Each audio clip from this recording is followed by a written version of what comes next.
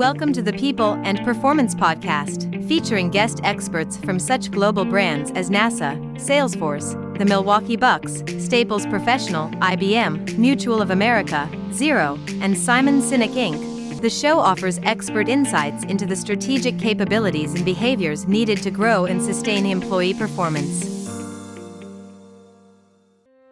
Thanks for listening to this episode of the People and Performance Podcast. Hey, this is Bill Banham, show co-host and editor over at the HR Gazette. In this episode, we're going to consider how C-suite executives and HR departments in financial services can better support each other to drive business success. Our guest in this People and Performance episode is Tara Favors, Executive Vice President and Chief Human Resources Officer at Mutual of America Financial Group. Tara is responsible for HR strategy, including talent acquisition, development and retention, diversity, equity and inclusion, organizational learning, compensation programs, all aspects of employee benefits, and the development of a hybrid employee work policy. She works closely with the executive committee as they implement their transformational business initiatives and update their long-term strategic plan. We hope that you enjoyed this conversation that Chris Bjorling and I had with Tara, and if you do, please remember to like, comment, and subscribe. Tara, welcome to the People and Performance Podcast today. It's a wonderful opportunity to have you here today. Bill has said so much great things about you, so many great things about you. I'm excited to have our discussion today. Well, thank you, Chris. I truly enjoyed my conversation with Bill earlier this last year, and I'm looking forward to talking to you and him again. Excellent, thanks. So I get the opportunity, the joyous opportunity to give you the first question. So this is a good one, I think, for our listeners, because it's important to think sometimes where we've been, where we're going, that type of activity. So the first question for you is, how have HR departments evolved since you joined the financial services industry? That is a good question, because I do think it's really important to look backwards to see where we are today. So I joined the financial services industry and human resources in the late 90s. And I would say that HR didn't have as significant of a role in informing business decisions as they do today. And there probably was, I think, minimal alignment between HR and the broader business. Today, I feel like HR is a part of the discussions that drive conversations around compensation, business strategy, integrating DEI initiatives into the company, and more.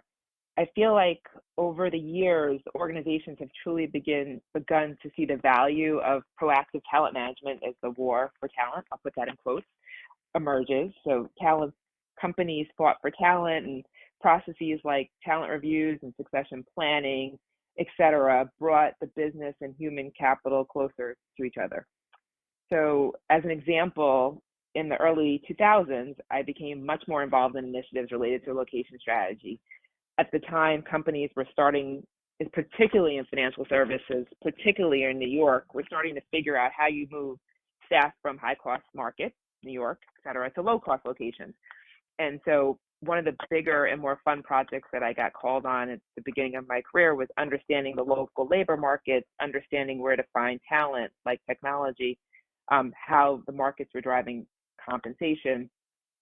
How do we build out or select going to a city like Baltimore or international cities like Hungary? So we got pulled in because the conversations with our business leaders started to take on a long-term strategic focus. And so when we were having those meetings, they were meetings where HR was sitting at the table along with the CFO, the heads of real estate, the line kind of technology leaders in that example, where we start to talk about the full picture of what we wanted the organization to look like more strategically. And so really kind of to wrap up your conversation about how it's evolved, I really do feel like where we started to see was a shift, I think, in my purview of what started, I think, as a kind of a version of personnel, so to speak, and over the last 20-something years, seeing it evolve to what's more of a modern day function. And for me, that brings me joy, because what I enjoy about my job is really the intersection of people and business. And so the continuum for me makes my job even more fulfilling. The People and Performance Podcast, supported by Fidello Inc., is dedicated to offering tips and expert insights into the strategic capabilities and behaviors needed to establish, grow, and measure the performance of employees. If you enjoy the show, why not subscribe and give us 5 stars through your favorite podcast app?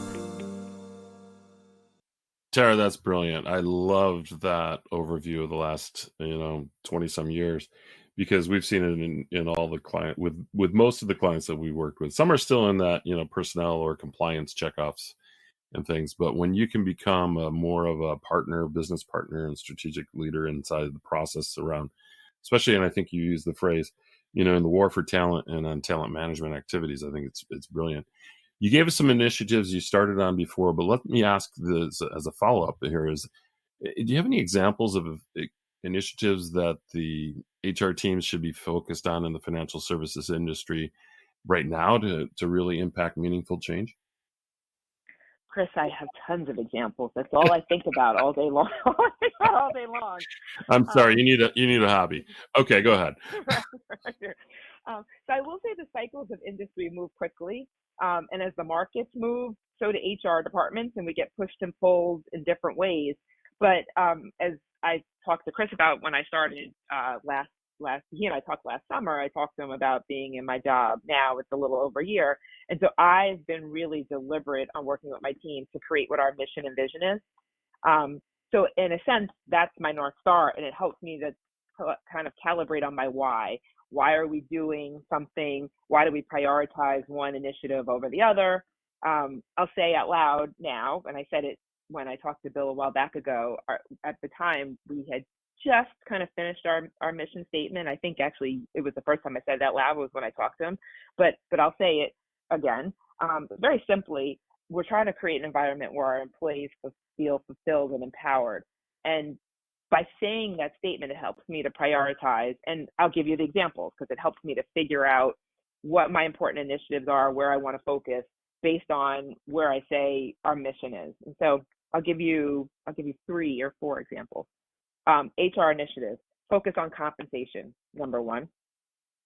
Driven by these new pay transparency legislations and shifting workplace dynamics around during the pandemic, organizations are starting to think about how they value work and how you compensate employees fairly and equitably.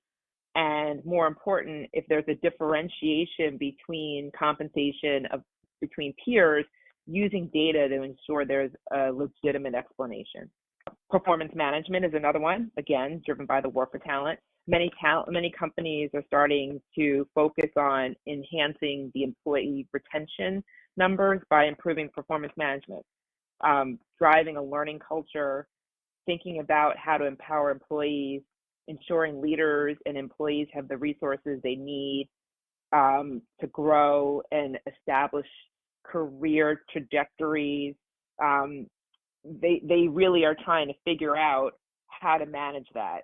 Between the Great Resignation and quiet quitting, employers have had to find means to keep their employees engaged and demonstrate a career path for them. We'll talk a little bit more, I'm guessing, on diversity, equity, inclusion. So I'll say that's an initiative, but I'll also say it's more broad than that. I'll say it's kind of ESG, right? So the broad kind of topic of ESG.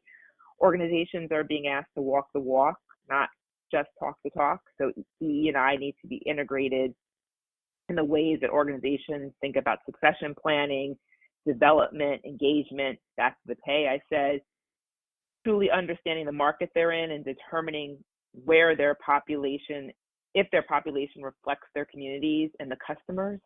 And then we'll throw in there kind of the remote workforce, which we're still evolving. So that's another thing.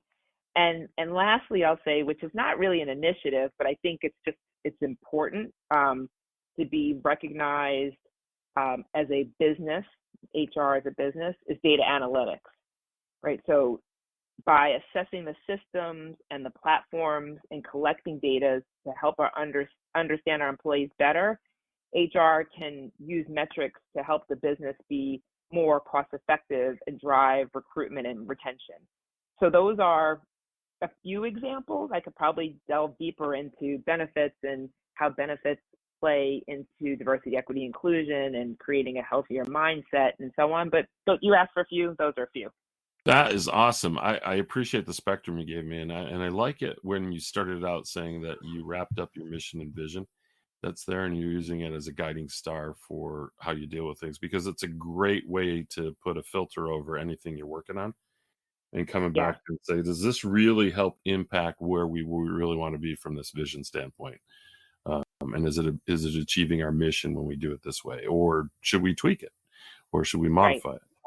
Yep. And that's brilliant. And all these pieces that you talked about really then look back up that way and help drive the business. So excellent. So that's exciting. Bill. Yeah, it is. Yeah, Yep. thank you. Hey, Tara, Bill here. I'd love for you to expand upon what you've said so far, and maybe now share with us a bit more around how can C-suite executives and HR departments in financial services better support each other to drive business success. You know, what does that relationship look like where they are sitting at the same table and they're rowing in the same direction? Yeah.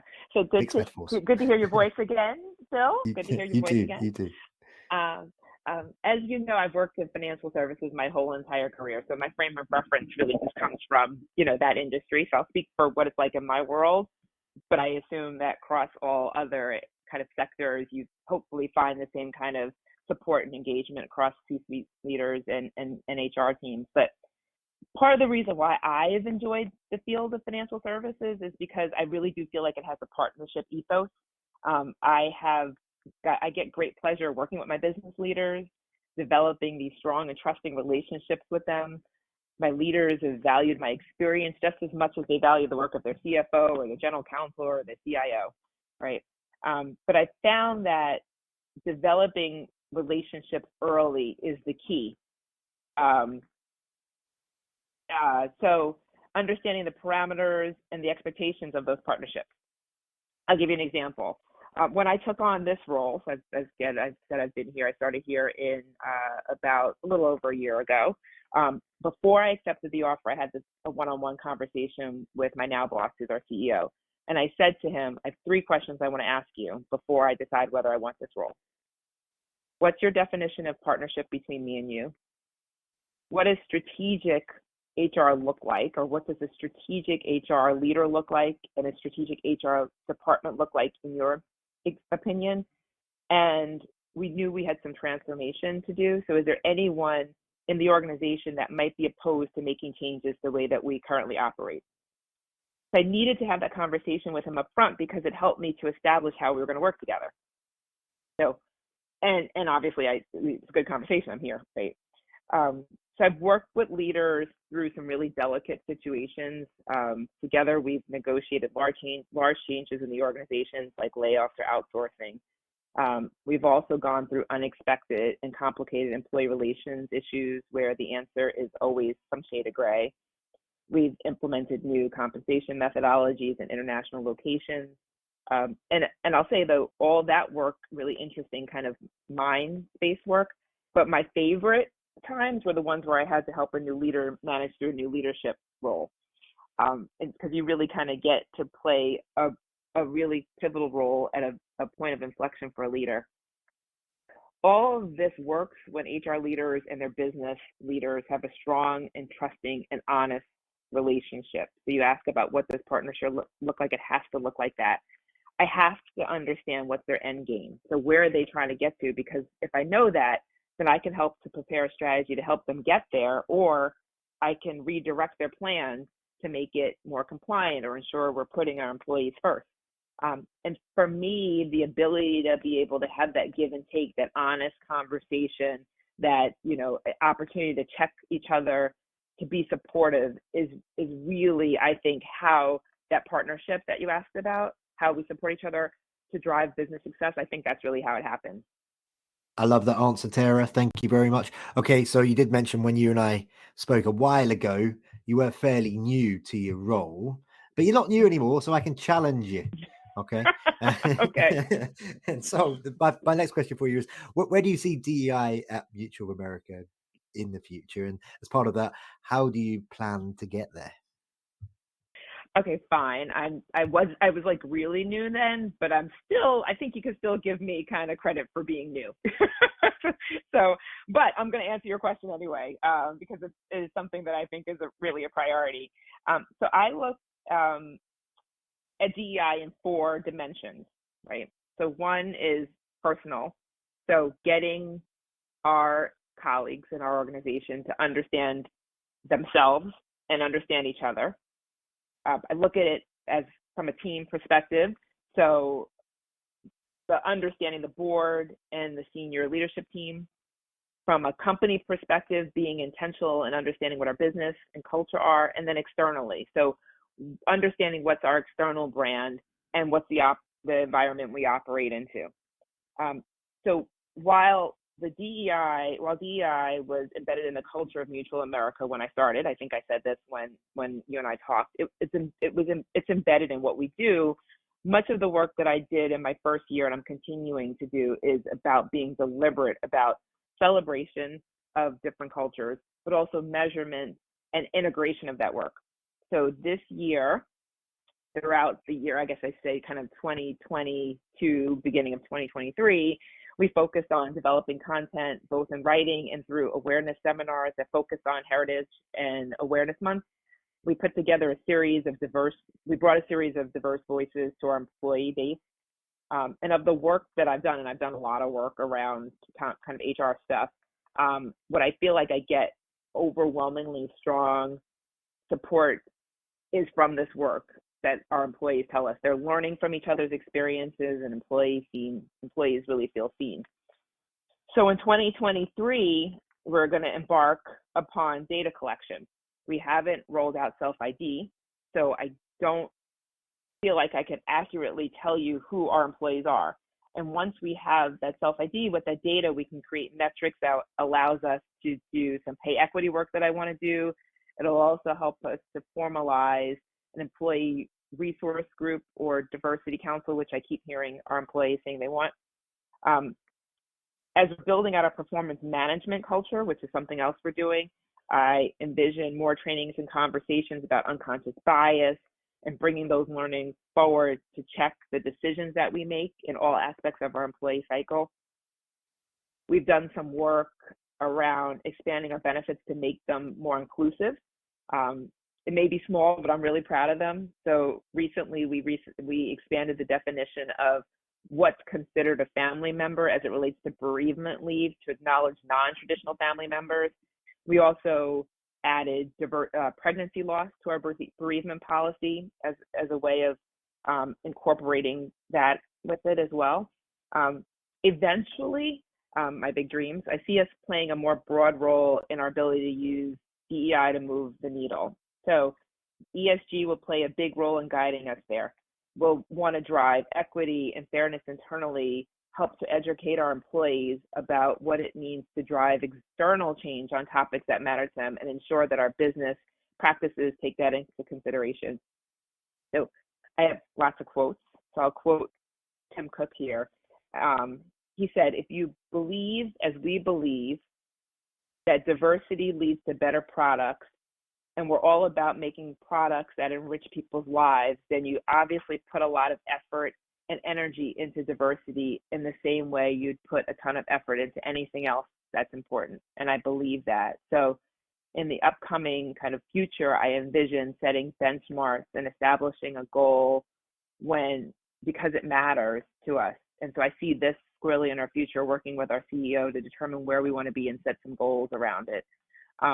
Also, if you kind of talk about what the future of DEI looks like, we have some work to do around pay transparency that's driven by some legislation that's going on. So we have quite a bit of work to do in the DEI space, but I feel like we have it laid out. And again, if I quote again Tim Cook from Apple, if it's important, and it is, then we start to figure out what those things are and we put some measurement and benchmarks around it. I have 2 questions for you as we're wrapping up down the line here. The first one, it's just all about you. So the question is this: in 1 minute or less, can you share one piece of advice or some direction you were given to by a mentor, or that was given to you by a mentor, a leader, or a colleague that inspired you to perform at a higher level in your career? I've had the great pleasure of kind of having a lot of mentors along the way. And part of the reason why I do this, I am busy, but part of the reason why I do this is I hope that someone in your audience can hear this and feel like they've gotten a little bit of mentorship out of me, right? So I'm happy to take the time to do it. So I'll tell you a quote that I have that someone shared with me a long time ago, and it's guided me through the last several years of my career. And it's quite simply, elevate your line of sight. I elevate your line of sight. So she told me this, and I hope she is listening and hears this. I was actually really nervous when I was transitioning from leading a small team on to going to lead a bigger group. I was moving back into an HR business partner function after having been in a learning and development function for a really long time. And I keep that quote on my computer because it inspires me and reminds me to think beyond today, to connect concrete pieces of data and operate at a level that allows me to focus on the whole. So elevating your line of sight is taking all those pieces of information together, and my job is to look broader and more deeply, still recognizing the individual sums of the role, but to think more broadly and more deeply about the work that I do. And I think for me, it told me and it reminded me of the expectation of me to bring new insights to a conversation. Because as I said earlier, it's easy to get distracted by the day-to-day, right? You can run around and kind of be fighting this fire and that fire. The mission statement that I had helped, but also the quote of elevating my line of sight has helped because it gives me a really clear visual framework for thinking about what the next phase of my career is. And so that's the quote that I keep on my desk. I still have it now. I love that. Yeah, it's, we have a few children, and I talk to them about that same concept a lot. I don't use the same words, but the concept here is that you're better than you are, and keep that head up and keep projecting forward. So brilliant statement. So I love it. That's there. And the last question that I have for you today is, and we ask this of all of our guests because we just like to do this and get a perspective as we walk through this. The question is this: from a culture and people processes perspective, what does a high performing company mean to you? So it means a few things to me. I'll give you a few of the things, probably I think like 5 things, I think it is. Number one, you treat your customers right. Putting customer service as a top priority is undeniably something that all successful companies do. Number 2, treat your employees like and even better than your customers, because they truly understand the moments that matter for your company, and they have to be all in to be able to treat your customers the way that you want your customers to be treated. Successful companies are innovative. They're constantly looking to be better than themselves. I'm a runner. I've run quite a few marathons, and one of the things that runners say is you compete against yourself, right? So you're not competing against the person that's next to you. You're competing against your last PR. And so I'll say the same thing for companies. They compete against themselves constantly. They set aspirational company goals and they engage everyone to achieve them. So it's not a small group of people who are trying to move the organization forward. It's everyone that's trying to move them forward. And by doing that, it brings me kind of to the last thing that I think companies do is they're transparent with their communications. They bring people along, whether it's the customers, the staff, I'll say their neighborhood in a broad sense of the communities that they operate in. They bring people along. And so I think those are, when I think about what a high performing company does, it's a company that does all those things. That is awesome. Thank you very much, Tara. And before we do wrap up for this particular conversation, I know it's gone so quickly and we could have chatted for ages, but these are short snippet podcasts, I'm afraid. So before we do wrap up for today, Tara, how can our listeners connect with and learn more about you and all the cool things that you get up to? I'd like to believe I'm cool. Hopefully your listeners will believe So after listening to this, I'm on LinkedIn. Tara Favors is my LinkedIn name. I try to do my best to post my musings. I post things that our organization's done that I feel comfortable sharing. Like I recently posted something about International Day for People with Disabilities that I thought was really cool to share. I try to share articles. So that's probably the best place to track me down is on LinkedIn. Wonderful. Well, that just leaves Chris and I to say for this particular episode, Tara, thank you very much for joining us. Thanks, Tara. Thank you for having me. I appreciate it. Thank you for listening to the People and Performance Podcast. If you enjoyed this episode, please remember to like, comment, and subscribe.